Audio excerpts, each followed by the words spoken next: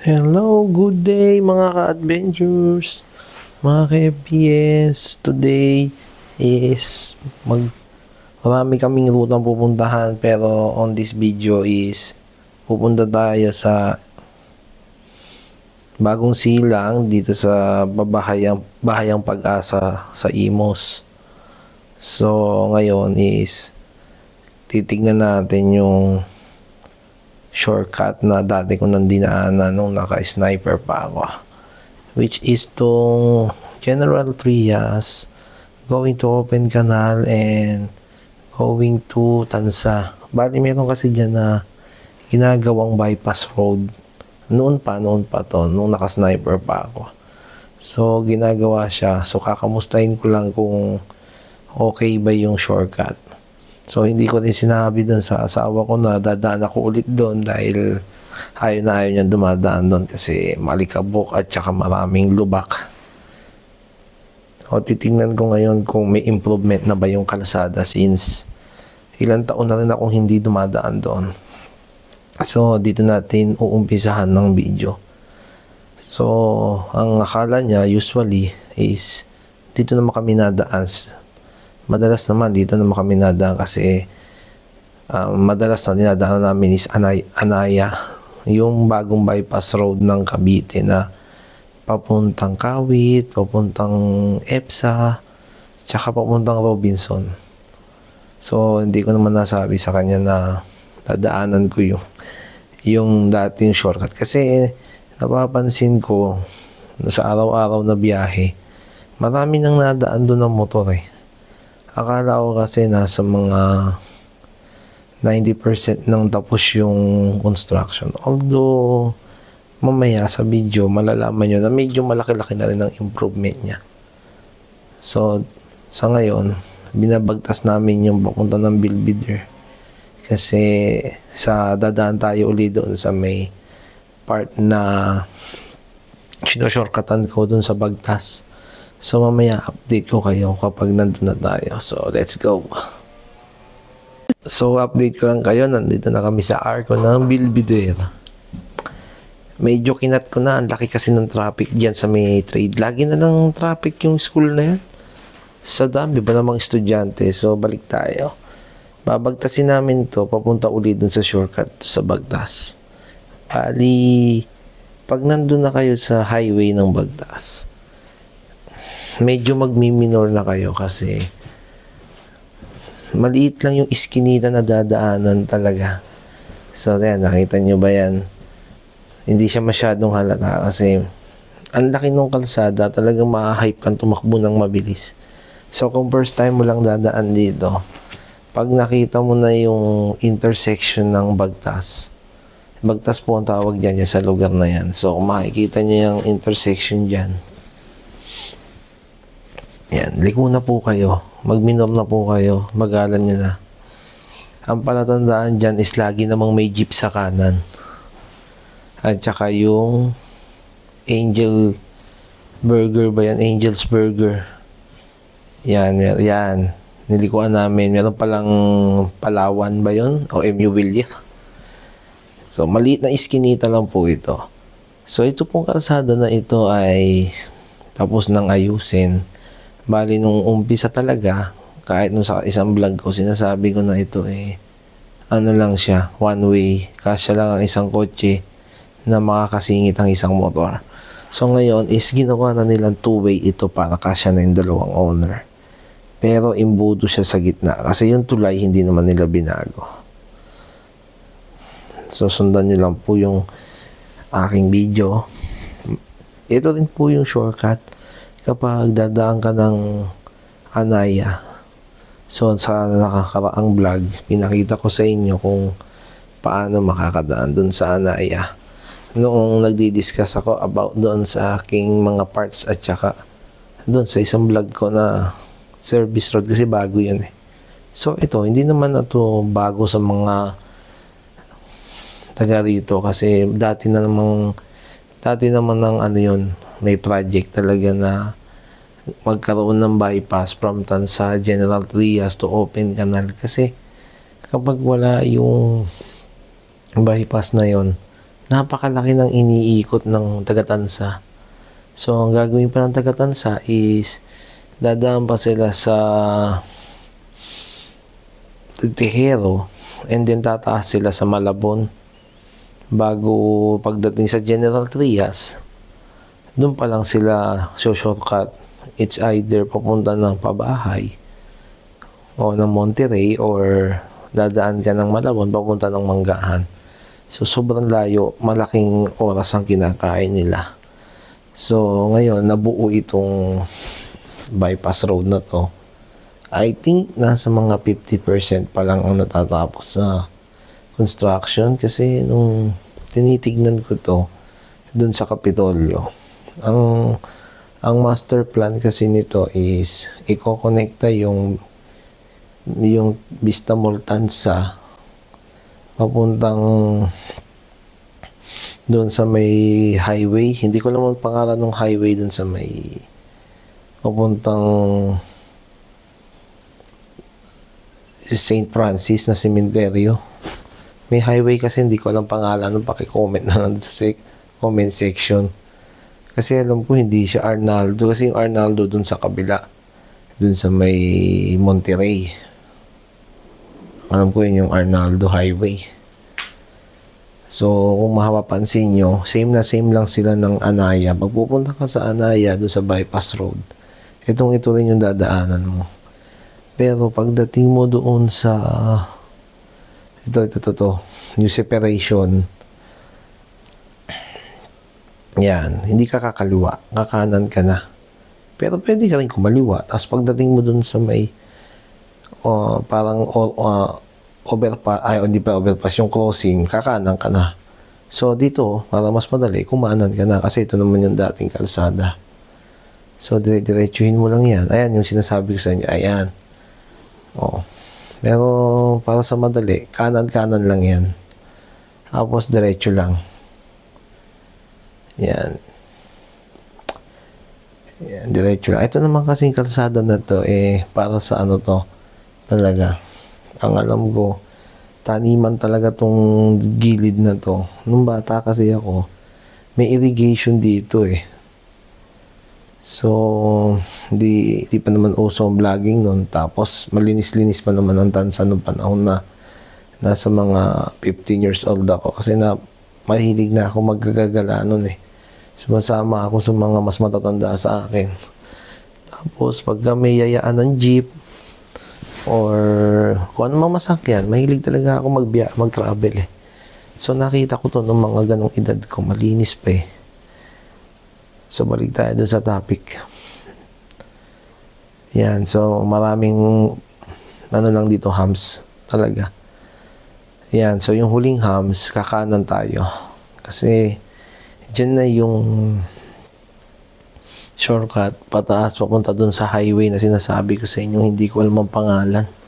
Pero yun, alam ko naman siyang puntahan. Basta pababa yun ng Malabon. Tapos, yan, nila yung kakaliwa ka lang. So, may makikita ka sa dulo niya na tulay. Tapos, may ilog sa baba na kapag summertime, wala siyang laman at tutuyo siya ng maigi. So, tiis-tiisin nyo lang yung mga lubak kasi malalaki yung lubak dyan. Hanggang ngayon, hindi pa inaayos ng barangay dyan. So, yung tulay is alanganing one-way, alanganing two-way. So, bigayan lang pagpasok natin dyan sa may tulay. Kapansin yung mga four wheels nagbabagal kasi alanganin siya. Ayan one way siya. Yan yung sinasabi ko sa inyo. Hindi ko maalam kung sapa o ilog ba yan. Basta sa makikita mo yan dyan. Eto, medyo na-improve na nila yung kalsada dito. Nung umpisang dumadaan ako, lubak-lubak yan pero naayos na yata yan ng dyan, sa tulungan ng barangay at saka ng mga dyan, yung mga village. Kasi marami ng village dyan pag-ahon mo So, yung mga village dito, wala pa naman itong 5 taon sa pagkakatanda ko. Lagi kasi ako nadaan dito noon So, ang alam ko, nakipag-tie up yata ang barangay dito para may paayos yung kalsada. Pero syempre, di naman ako Gentry, kaya i-comment nyo na lang kung anong nangyari dyan talaga. Pero yung kasi alam ko nung nagtatanong-tanong ako eh. So makita nyo, ayan yung papuntang Lancaster kaliwa. Yung kanan is may dinidevelop pang subdivision doon. So hindi ko alam kung anong lugar yon. So dire-diretsuhin lang natin to. O nga pala, may hams pala dito at saka lubak. Umauuna muna yung hams.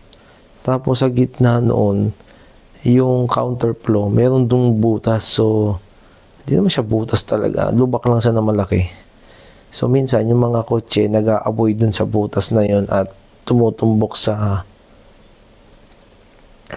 kung saan ka tumatakbo. So, konting awareness lang. Para pag ikaw na, hindi ka mabigla na bigla kang sasalubungin dyan. So, wala na yung hams pala. Akala ko may hams pa. Kasi nung nagdadrive ako dito, parang may naramdaman akong hams na siguro yung umbok lang ng kalsada. Pero may lubak pa din naman. So, pagdating natin dito sa likuan, okay, dyan, kakaliwa tayo. So, yan yung unang sinukatan ko yan, yung doon sa may, nung nakasniper pa ako. So, dito yan. Meron dyang maliit na iskinita. Yan. So, update ko kayo. Ayan siya, ayan. So, mamaya pasukin natin yan. So, goodbye muna dito. So, eto na mga ka-adventures, yung sinasabi ko sa inyong kalsada. So, medyo alam ko na naman to, pero sa ngayon kasi, mas grabe yung mga lubak dito sa entrada nito. Dati may patag-patag pa to eh, pantay-pantay pa eh. Ngayon no, nahihirapan ako magmanubela kasi masyadong, ang ADB kasi, nakakatakot siyang idaan sa mga ganito. Kasi pag may angkas ka, tapos mabigat pa kami yung dalawa, may mga gamit pa.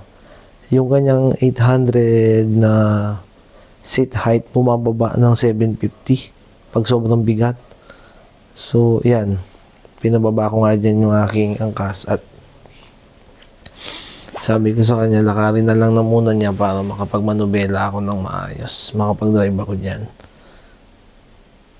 So, yan. Hindi naman siya nabalahaw ako. Minababa ko lang siya kasi natakot kasi ako. Baka sumayad yung engine cover ko. Wala pa naman akong skid plate.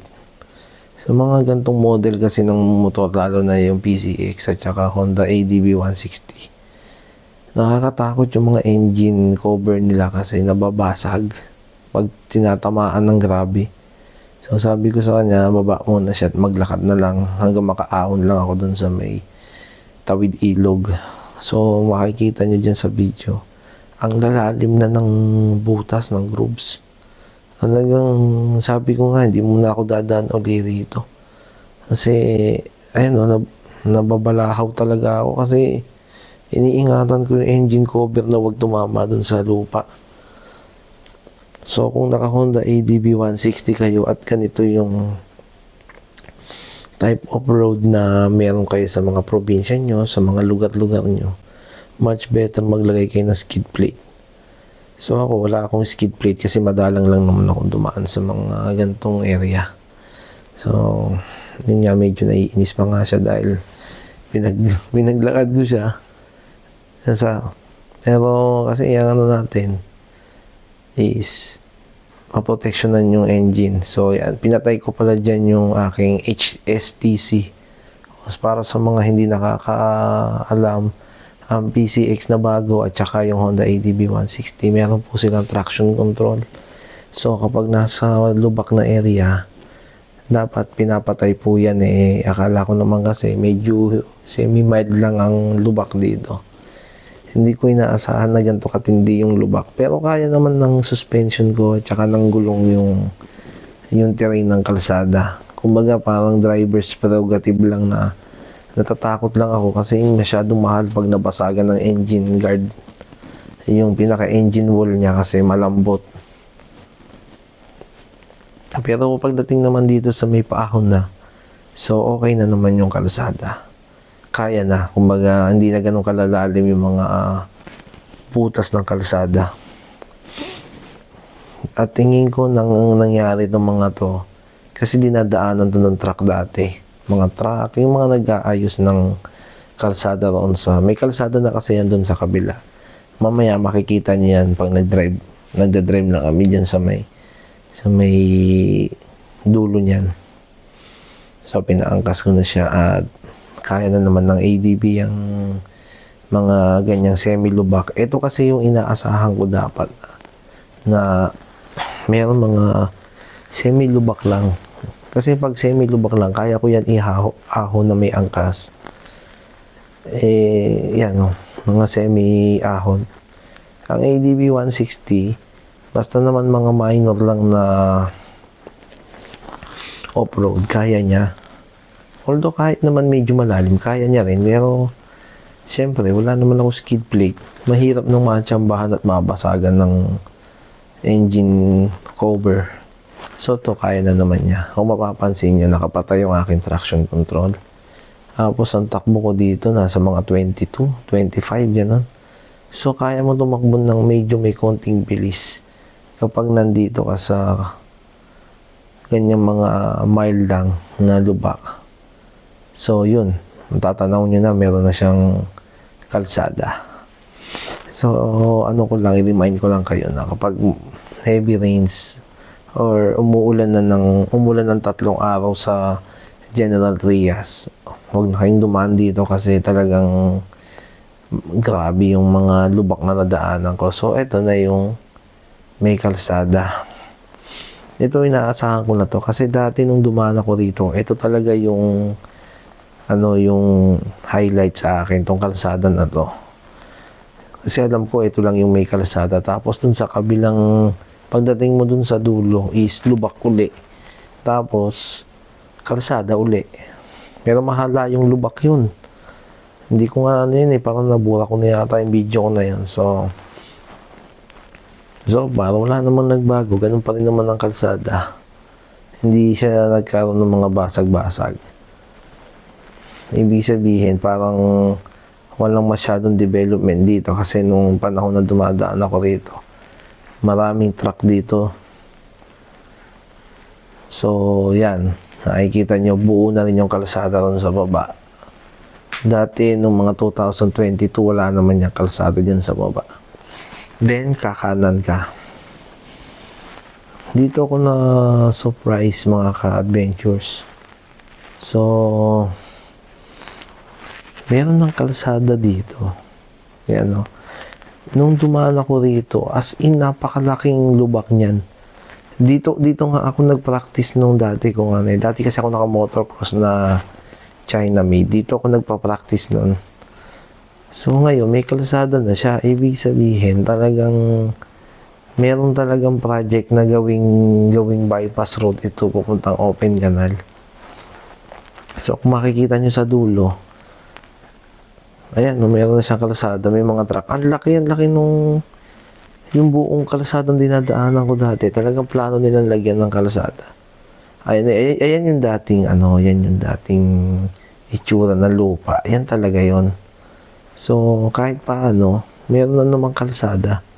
Konti na lang yung lubak. Tapos ito kalsada na ulit. Ibig sabihin, nalagyan na nila ng kalsada yung dating wala. Kasi wala yun ang lalaki ng butas doon. May mga talahib. Ngayon, kalsada na talaga siya I think siguro mga 3 taon pa. Baka nasa mga 90% na ang construction dito kasi may mga bahay-bahay pa Siguro hahanapan pa to ng mga relocation site kung saan sila dadalhin. So, pagdating sa part na to, wala namang masyadong nagbago. So, ganun pa rin naman siya.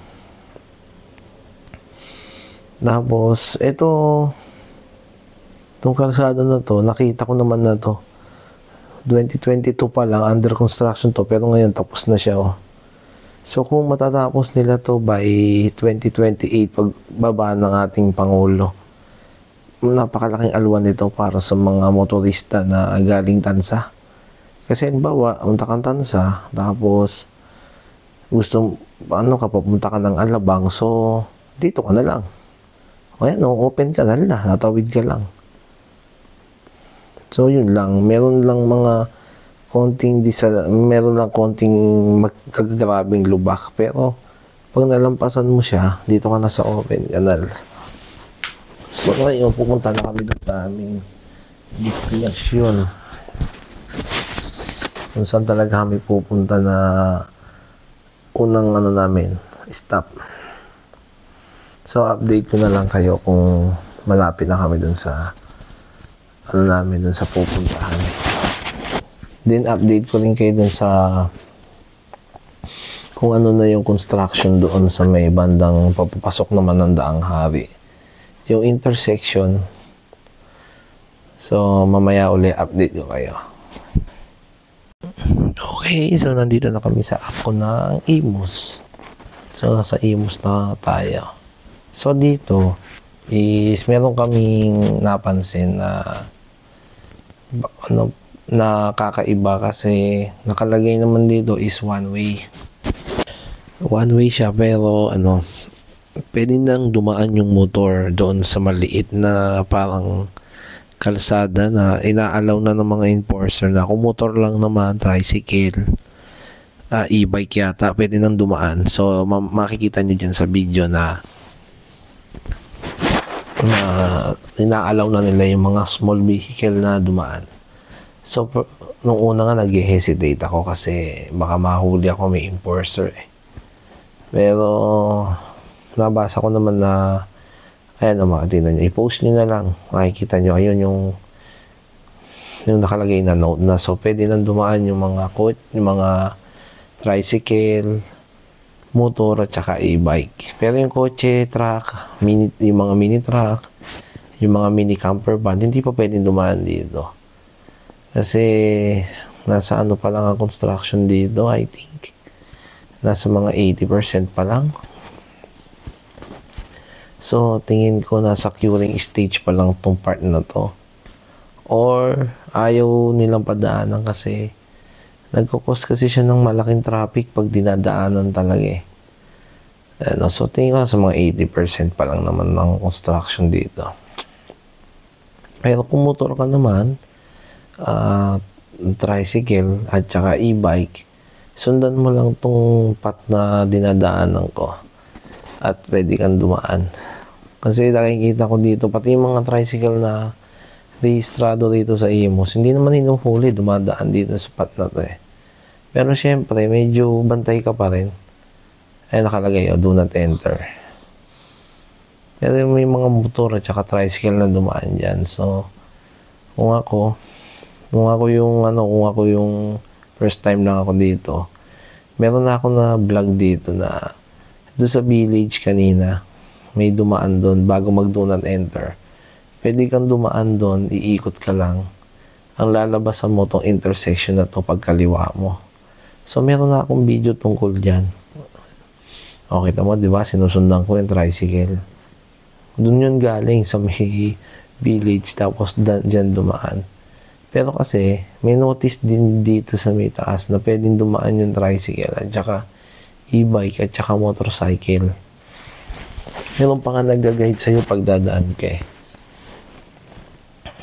Pero syempre, bilang driver, responsibilidad mo din ang tumitingin sa mga paligid mo na wag ka masyadong pakaasa sa nakasulat. Alam mo naman dito sa Pilipinas, pag may nakita kang isa, dalawa na dumaan, sabihin okay yun. Isa, dalawa. Basta wag mo lang ikaw mag-uumpisa kasi mahirap na.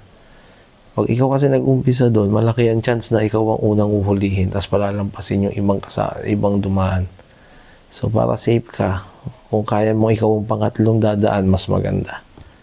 Pero dito sa travel namin, patay oras to eh. Siguro mga bandang 2:00 ito ng hapon. 2:30 to be exact. So, para sa akin, yung mga ganong oras walang masyadong bantay kasi mainit. Pero kung dadaan ka ng umaga at saka mga rush hour, mga hapon, medyo wag mo na subukan tong ginawa ko kasi baka matsambahan ka rito sa Imus. Pero kung patay na oras na mga gaya ng mga 2:00, 12:00, 11:00, 1:00, ganyan, So, nasa iyo kung gusto mong dumaan kasi pinapadaan naman nila eh. So, yun lang. Kasi pinadaan naman ako ng enforcer dun sa kabila. And then, pagdating ko dun sa tawiran, pinadaan din naman ako. So, ibig sabihin, pwede. Dahil, siyempre, sunod pa rin tayo sa batas trapiko. Tsaka lagi yung tatandaan na sa batas na kahit stop, yung stoplight, at nagpago yung traffic enforcer, masusunod yung traffic enforcer. Yung kasi ang silbi ng traffic enforcer na kaya niyang i-override yung stoplight kung sa tingin niya is mas safe kung or mas good kung paandarin niya yung lane na nakastop. So, napanood ko lang sa YouTube yun na kung magbibigay ng magkaibang commands yung traffic enforcer at saka yung stoplight, mas susundin yung traffic enforcer na kahit sa munisipyo, ganun talaga ang batas. Kasi yun yung nakalagay sa LTO memorandum na napanood ko sa YouTube na once nag-decide ang traffic enforcer or kung sino mang men in uniform na nagpago ng isang way, siyang masusunod, hindi masusunod yung stoplight. So, para lang sa information ninyo. So, nandito na kami ngayon sa Daang Hari. Kung mapapansin nyo, medyo marami din naman nadaan dito na mga katulad mga motor at tricycle. Pero, kung makikita nyo, walang kotse na kasabay kami halos. Yung mga kotse na nandito, galing yan doon sa mga village lang na hindi pa dumarating doon sa intersection. So, eto na, tatawid na kami dito sa overpass ng District Mall. Ito kasi yung parang naghahati sa Open Canal at saka sa Daang Hari. Yan, so dire-diretso lang naman natin yan. And then, mamaya is update ko kayo uli kung nandun na kami dun sa bahayang Pag-asa dito sa Imus. Medyo hindi naman na ako baguhan dito. Kumbaga alam ko na yung ibang lugar dito pero naligaw pa rin naman ako sa video. Pero at least hindi na siya ganun kalayo yung mga ligawan. Hindi kagaya dati nung panahon na bago akong driver, talagang nagkakahirap-hirap ako dito sa Imus kasi meron kasing lugar dito na Imus tapos pagtawid mo Bacoor na. So, ngayon, medyo kahit paano, mga nasa 50% na yung alam kong barangay dito.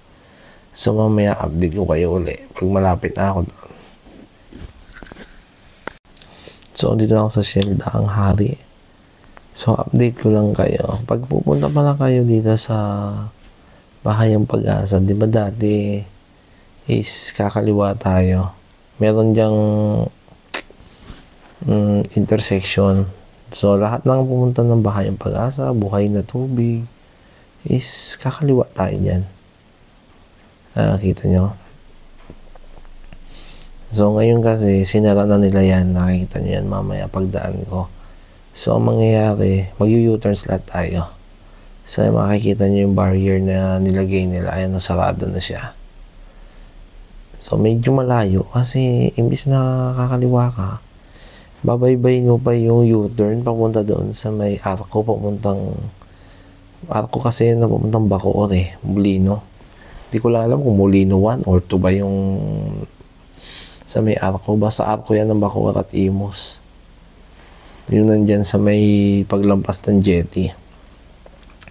Dito sa may repair shop ng motorcycle, yung big bike kasi mga nire-repair dyan. So, mag-U-turn slot tayo dyan. May U-turn slot dyan Ayan, ayun yung big bike. Nagawaan ng big bike. Ayan. Mga gawaan ng big bike yan dyan. So, may big bike ka. Dyan yung isa sa mga motor shop na talagang sikat dito sa Cavite. So, mag-U-turn ka. And then, babalik ka ngayon doon sa may crossing kung saan ka dapat sana kakaliwa na. So, babalik ka doon. May gasoline station doon, kakanan ka. Napakalaking aksaya sa gasolina ang ginawa nila. I think ginawa nila to kasi talagang sobrang heavy ng traffic diyan kahit anong gawin nilang pagre-regulate. May stoplight dyan, kaso parang useless din. Sea oil pala itong gasoline station na ito. So, hindi ko na kasi maalala kung anong gasoline station yun. Basta may gasoline station dyan. Yan, tapos dire-diretsuhin mo lang yan. Hanggang makarating ka doon sa doon sa may pakanan. So, kakat ko yung video dito para makita nyo yung sinasabi ko sa inyo. So, para ayan yung landmark natin, yung Dali. Pero, sa mga luma, madadaanan mo yung parang welcome to barangay. Hindi ko na nabasa eh. Pero nung binalikan ko yan, nakalagay dyan, welcome to barangay yan, Pag-asa. Bahayang Pag-asa pala. Hindi ko nabasa. Kasi ang iniisip ko, akala ko yung barangay Bahayang Pag-asa doon sa may buhay na tubig pagkalampas. So, mali pala ako. So, yan. Kakaliwa ka. One way lang naman yan eh. So, ang papasok dyan doon sa ilalim ng 7-Eleven. Pero, hindi ka malito. Dito ka lang muna sa may video ko sumunod. Ito kasi yung papalabas. Yan. So, dire-diretsuhin mo lang yan. Kasi pag nag-iba ka ng daanan, mga village yung papasukan mo dyan. So, dito, ang naging mali ko dito, nasa Bahayang Pag-asa na pala ako. So, wala lang ako dun sa mismong area. Ang mali ko, dumiretso ako. So, dapat, hindi pala ako didiretso kasi papunta pala to ng buhay na tubig. So, dito, nag-antay pa kami ng napakatagal. Bago, naligaw pa nga ako dito eh. Nakarating pa ako dun sa may baba. Yung papuntang Patindigaraw. So, hindi naman ako nakadaan dun sa mismong daanan. Pero, nandun na ako sa may Jollibee. So, mamaya, ipapakita ko sa inyo yung nangyari dito. Pagkanan ko. Dapat pala, hindi ako kumanan. Tapos, hindi rin ako dumiretso. Ayaw makita nyo. Kumanan kasi ako. Tapos, huminto ako dyan sa village ng Lasandra. Kasi, inaalam ko dun sa kliyente kung saan siya ng eksakto. Kasi, ang akala ko, bahayang tubig na itong, bahayang tubig, Bahayang Pag-asa yung diretso niyan. So, mapakita ko sa inyo yung nangyaring mga nagkaligaw-ligaw ako.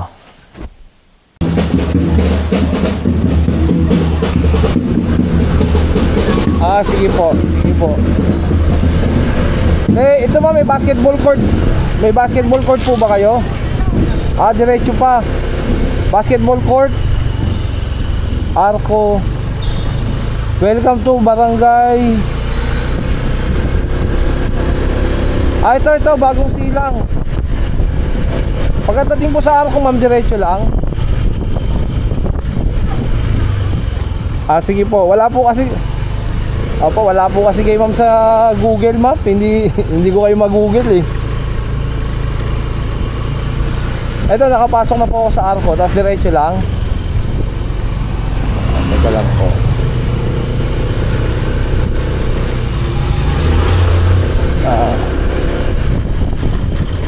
Sige po ma'am. Barangay. Ayun, nakita ko na. Inocencio Street. Sige po ma'am. Ito po. Nasaan kayo ma'am? Ayun. Opo, kayo yung may dalang bata ma'am. Sige po.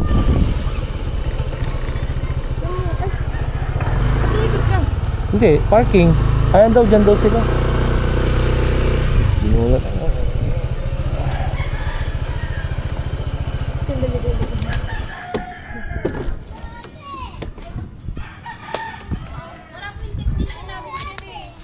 Ano po? Ay, akala ko akala ko yung yung may dalang pump. Ay, hindi po ma'am. Yung customer.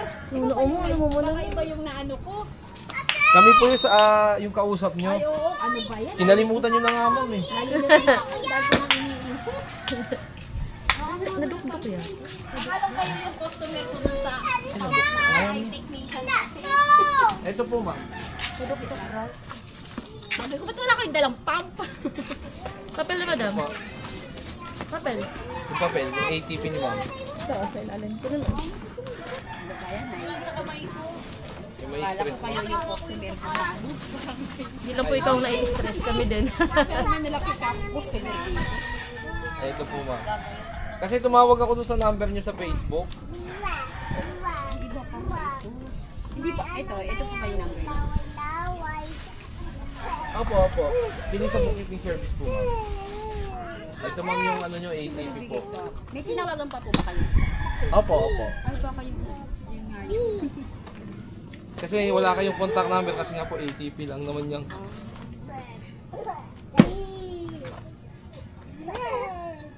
Ma'am, bali yung ito, ma'am.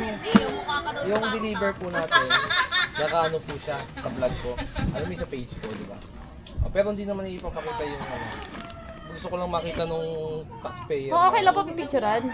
Tapos Hindi. kung, ay, Nilalagay ko na din kasi yung iba, hindi naman lahat. Yung, Baka magtampo rin yung isang Oo. ano eh. Yung time lang na pagdating ko lang. Hindi naman yan lahat ilalagay. Makikita mo para ano, di ba? Bukay natin yun kung legit ba yung ano. So, maglalagay tayo ng... Para lang alam nyo, mama. Magkano pa na to? Magkano pa ba yan? Kinalimutan mo na nga ako, ma'am eh. Ako na lang nangungulit sa'yo. Dami ko naisip. Ayaw ko kainin. Saan punta yun? Si Bautina? Magbayad na kayo ng ano dyan eh. No? 2,000. Na down tapos. Ayan po. 2,500 yata yung 2,000.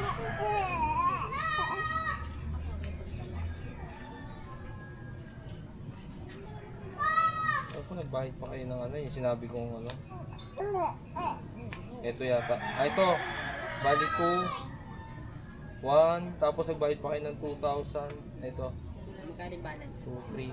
Tapos ang usapan natin ay 5. So dito, ini-explain ko sa kanya kung magkano yung babayaran niya, tsaka magkano yung na-send niya na sa akin. In-explain ko sa kanya kung ano yung mga papel na iaabot, at tsaka kung ano yung mga consequence kapag naiwala niya yung mga documents na ibinigay ko sa kanya. So, ini-inform namin lahat ng kliyente namin na lahat ng documents na mawawala is hindi na namin sagot after po ng transaction. So, yan makikita nyo. Bayad na po siya. 500. pwede mo mamaya. Para makakabayad naman. Wala mo inakat. Pag update sa inyo, pag-process yung qualified. Ang ano ba yung process? Hindi kapag magpapa-update na, di ba? Kapag, di ba may update? Sa oros, gano'n? Sunday, pag next year, nag-update na isa. Baka 2025. Ay, Parang renew yun, di ba? Pero hindi siya renew. Wala pa. Wala na po ngayon yung 0605. Wala na ngayon yung registration fee. Hindi yung parang ina-update pa. Di ba every year? Ano ka ba ba? Nanda. Ang alam ko ma'am na sinasabi nyo ina-update. Di ba every year? Registration, tsaka yung books. Pero yung books kasi, ay, yung hanggat hindi naman naubos, hindi mo kailangan mag-update. So, pinapa-update nila sa inyong email address. Kasi, Ay, yung email ko, wala naman ako na eh. Kaya nasa accounting ko yun. wala pa. Email niya pag may dumadating ng... Di ba may mag-email sa inyong BIR? Ay, oo, meron. Meron na. O, okay na po yun. Kung sino yung nag-aasikaso sa inyo, sa inyo hawak ng oros ninyo. Yung oros ninyo ma'am, para sa madaling salita, account nyo yung kay BIR, yung ibang transaction doon. Kung meron kayo nag-aasikaso, siya yung nag-aasikaso lahat sa loob nun. Tapos, picture pala. Ano yung sinasabi ko kanina? Oo. May bago tayong pakulungan sa page. Kala ko na-update yun every year. Ay, hindi naman po. Tapos may Ito, hanggang maubos nyo na. hanggang maubos. Pero yung dati kong resibo, yung Yun yung official. inventory list. Hindi yung official, hindi ko na pwedeng gamitin yun. Hindi, kung Dami na... sayang yun, no? Kung na-inventory list po, pwede gamitin. Pero, syempre, Dami nun. kung kumpanya kausap nyo, Depende sa ano. Mag-service Hinahanapan nga ako ng ano eh. Mag-service invoice na para wala kang masyadong problema. Wala nang pwede. Wala na eche-eche. Pero kung tao-tao lang kausap niyo, pwede yung gamitin yun. Pinapagawan pa ako ng ano, yung sabi yung ano ba yun, yung ano ba yung mahaba, ano ba tawag doon? Diba, service invoice, yung isa, ano ba yung isa? Delivery? Collection, ito hinahanap pa sa akin po, ma'am. Installment po ba kayo? Basis? Kailangan nyo ng collection. Ito, Every month. ma'am, hawakan nyo lang po. Ito collection receipt, hinahanapan. Ay, nasira na nga. Excited eh. O, hawakan nyo lang po, ma'am. Marami ganyan. akong bayaran. BIR, di pa ako bayad ng BIR, ano ba yan? Sige ma'am, 1, 2. Yan. Ito ma'am kasi hinahaluan ko na ng konting video tsaka picture. Marami na akong penalty. Ano ba gagawin ko? Makukulong na ba ako? Hindi pa po. Wala ba ka nag-aasikaso sa Hindi inyo? meron kasi mataas din kasi minsan pag processing 2,000. Malaki din. Pero baka accountant naman yun. Eh kung accountant, mura pa yun. Pero kung makakagaya lang namin, may kataasan na yun. Depende po eh. Kung gusto niyo magpa-asikaso ma'am sa ibang araw, kung gusto niyo magpa-filing sa amin, pwede na yun. Paano kung halimbawa wala pa akong pera itong sa next ano? May ano yun ma'am, hindi ko kasi nakita yung COR ninyo eh. Hindi ko pa nakita COR ninyo. Doon kasi natin pagbabasihan. Ay ganun. Kasi siya na bahala na gawin sa Ay. Ang makabigay, ang magkano lang na ano ko noon, 5,000 sagot sa penalty, 5,000 lang binayad ko. Sa BIR nung huli, 5,000. Kasi ma'am, ganito po yun. Ay, ganun. Meron pong workload sa taxation. Kung ano yung nasa COR nyo, yun nasisingilin namin sa inyo. The problem is, halimbawa, ang naging problema is sa mga bookkeeper kasi sasabihin lang, ito bayaran mo. Tapos, pagbayad, ito yung resibo mo. Hindi mapaliwanag sa'yo. Sa amin, mapaliwanag namin sa'yo. Kaya kung gusto nyo, pwede naman kayong mag-send ng certificate of registration, ipapaliwanag ko sa inyo. Kaso hindi lang ngayon ma'am, kasi pumunta ako ng Maynila. Ako, kakain po kasi ng oras. Oo. Sige ma'am, next time na lang. Ha? May sukli na ako. Meron na po. Baka wala yata ah. Ay, then. Meron na po. Thank you. Salamat po. Sige ma'am. Pagka-filing po, chat na lang kayo ng COR sa akin para ano po. Alam niyo na ba yung COR yung kulay green? Yun. Sige po. Yung pag may lagay mo na kasi no. Asya na.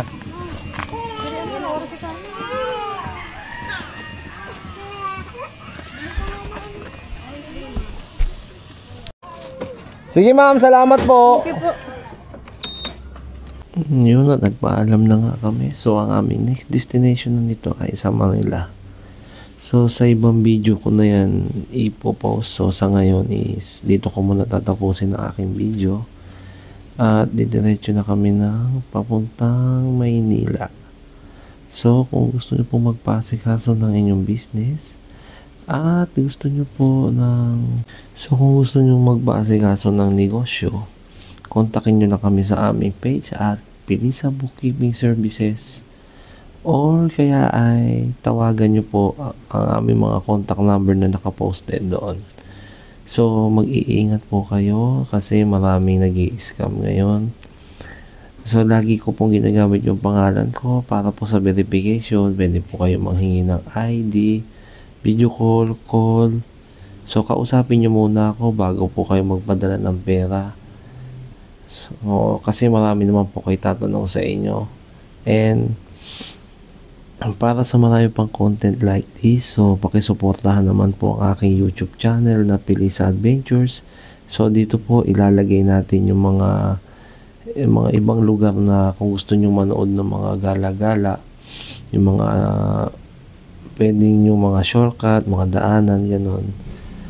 So, dito po, post ko dito yung hindi masyadong edited na mga video. Kasi sa Facebook at TikTok is limited lang po ang slot para sa kanilang platform. So, dito po sa YouTube is inahabaan ko po yung mga content. At saka, syempre, kung mahilig po kayo mag-travel, at saka mga shortcut din dito sa Cavite, sa Maynila. Basta alam ko po is ilalagay ko po sa vlog. So, dito ko muna tatapusin ang ating adventures. This is Brian. Good night. At ako ay inaantok na. Anong oras na din naman? Voice over lang pala itong mga ko kasi nawawala po yung aking Boya microphone nalaglag po yata sa shell nung kami nagpapahinga. So, keep safe. God bless. And goodbye and good night. Maraming salamat po sa panonood. Click na lang po ang subscribe button para po sa marami pang adventures na pagsasamahan natin dito sa aking YouTube channel. At palike naman po ng aking page sa Facebook at sa TikTok na rin. Maraming salamat.